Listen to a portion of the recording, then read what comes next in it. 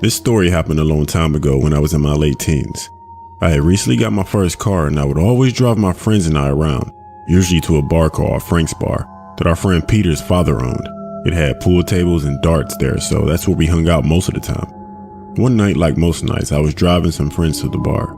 During the drive, a man started driving close to my car, beeping his horn and trying to overtake me.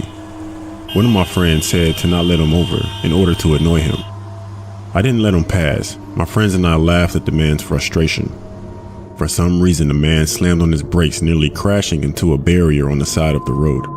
We continued to laugh. Then we arrived at Frank's Bar. We had dinner, played pool, and had a few drinks. As Peter's dad owned the bar, we would always stay late past closing time. My other friends had left a little earlier that night, so it was just me and Peter. It was midnight when I decided it was time to head home.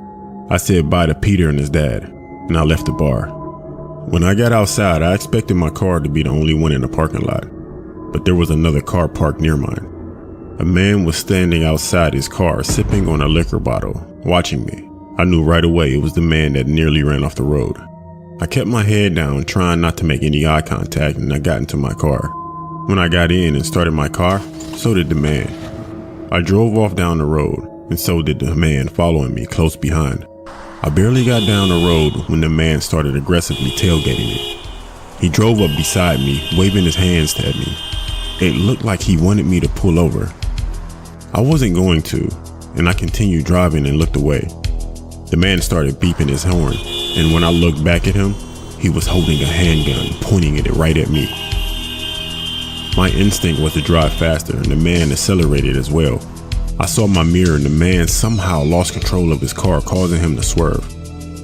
I didn't see what exactly happened as I was focusing on the road, concentrating to driving fast and to get away from this guy.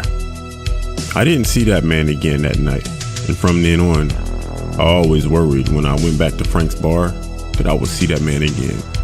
Thankfully, I never did.